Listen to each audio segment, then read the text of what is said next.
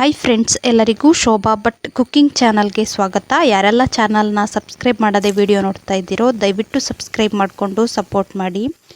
ಇವತ್ತು ನಾವು ಕಡಲೆ ಹಿಟ್ಟು ಮತ್ತು ಸೋಡಾ ಇಲ್ಲದೆ ಯಾವ ರೀತಿ ಹಲಸಿನಕಾಯಿಯಿಂದ ಬಜ್ಜಿ ಮಾಡೋದು ಅಂತ ನೋಡುವ. ಹಲಸಿನಕಾಯಿ ಬಜ್ಜಿ ಮಾಡಲಿಕ್ಕೆ ಹಲಸಿನ ಸೊಳೆಯನ್ನು ಈ ರೀತಿ ಉದ್ದ ಕಡ್ಡಿಯ ರೀತಿಯಲ್ಲಿ ಕಟ್ ಮಾಡ್ಕೊಳ್ಳಿ.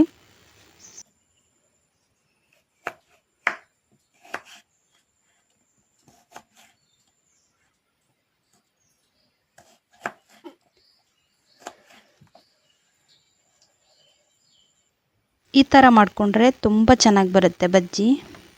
ಈಗ ಬಜ್ಜಿ ಮಾಡಲಿಕ್ಕೆ ಹಿಟ್ಟು ರೆಡಿ ಮಾಡ್ಕೊಳ್ಳುವ. ಒಂದು ಮಿಕ್ಸಿ ಜಾರಿಗೆ 15ರಿಂದ 20 ಹಲಸಿನಕಾಯಿ ಸೊಳೆಯನ್ನು ಹಾಕ್ಕೊಳ್ತಾ ಇದ್ದೇನೆ. ಹಲಸಿನಕಾಯಿಯನ್ನು ಸಣ್ಣದಾಗಿ ರುಬ್ಕೊಳ್ಳಿ. ನೀರೇನಾದರೂ ಬೇಕು ಅನಿಸಿದರೆ ಸ್ವಲ್ಪ ನೀರು ಸೇರಿಸಿ ಕೂಡ ರುಬ್ಕೊಳ್ಬೋದು. ನೋಡಿ, ಇಷ್ಟು ಸಣ್ಣ ಆಗಿರಬೇಕು, ಹಾಗೆ ಸ್ವಲ್ಪ ಗಟ್ಟಿ ಇರಬೇಕಾಗುತ್ತೆ. ಇಷ್ಟು ಗಟ್ಟಿ ಇದ್ದರೂ ಸಾಕಾಗುತ್ತೆ ನೋಡಿ.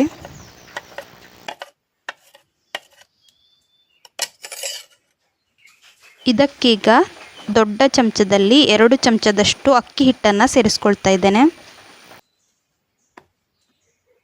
1 ಚಮಚದಷ್ಟು ಖಾರದ ಪುಡಿ,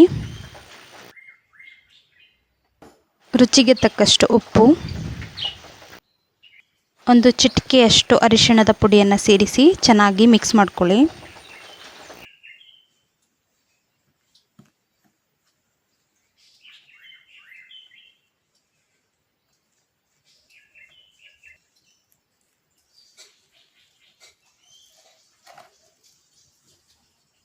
ಹಿಟ್ಟು ಗಟ್ಟಿ ಅನಿಸಿದರೆ ಈ ಥರ ಸ್ವಲ್ಪ ನೀರು ಸೇರಿಸ್ಕೊಳ್ಳಿ.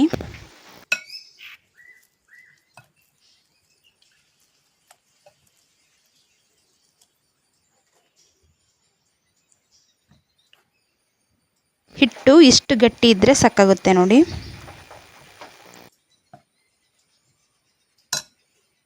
ಹಿಟ್ಟಿಗೆ ಕಟ್ ಮಾಡಿದ ಹಲಸಿನಕಾಯಿಯನ್ನು ಸೇರಿಸ್ಕೊಳ್ತಾ ಇದ್ದೇನೆ.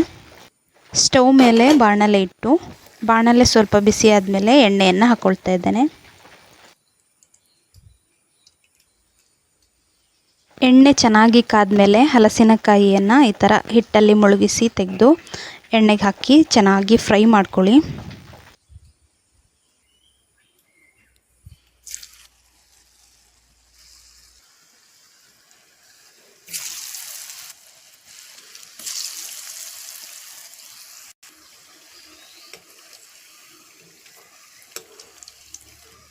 ಈ ಥರ ಕಲರ್ ಬರೋವರೆಗೂ ನೀವು ಚೆನ್ನಾಗಿ ಫ್ರೈ ಮಾಡ್ಕೊಳ್ಬೇಕು.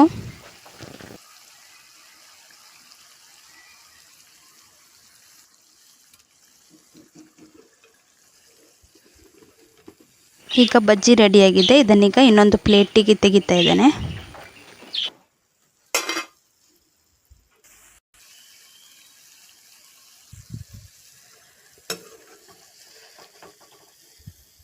ನೋಡ್ತಿರ್ಬೋದು ಎಷ್ಟು ಕ್ರಿಸ್ಪಿಯಾಗಿ ಬಂದಿದೆ ಅಂತ. ನಿಮಗೆ ಹಲಸಿನಕಾಯಿ ಬೇಡ ಅನಿಸಿದರೆ ಈ ರೀತಿ ಈರುಳ್ಳಿನ ಕಟ್ ಮಾಡಿ ಅದೇ ಹಿಟ್ಟಿಗೆ ಹಾಕಿ ಈರುಳ್ಳಿ ಬಜ್ಜಿ ಮಾಡ್ಕೊಳ್ಬೋದು. ಹೋಟೆಲ್ ರೀತಿಯಲ್ಲೇ ರುಚಿ ಇರುತ್ತೆ. ಹೋಟೆಲ್ನಲ್ಲಿ ಸಿಗುವ ಈರುಳ್ಳಿ ಬಜ್ಜಿ ಥರನೇ ಇರುತ್ತೆ. ತುಂಬ ರುಚಿಯಾಗಿರುತ್ತೆ. ಒಳಗೆ ಸಾಫ್ಟಾಗಿ ಹೊರಗೆ ಕ್ರಿಸ್ಪಿಯಾಗಿ ತುಂಬ ಚೆನ್ನಾಗಿರುತ್ತೆ.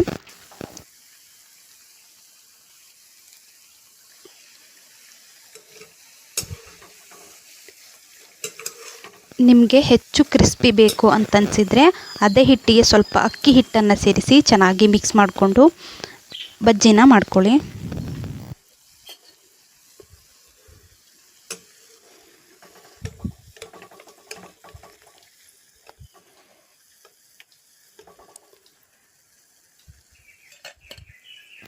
ಈ ಹಿಟ್ಟಿಗೆ ಈ ರೀತಿ ಎಲ್ಲ ತರಕಾರಿಗಳನ್ನು ಹಾಕಿ ಬಜ್ಜಿನ ಮಾಡ್ಕೊಳ್ಬೋದು. ನಾನಿಲ್ಲಿ ಹಸಿ ಮೆಣಸನ್ನು ಹಾಕಿ ಮೆಣಸಿನಕಾಯಿ ಬಜ್ಜಿಯನ್ನು ಮಾಡ್ತಾ ಇದ್ದೇನೆ.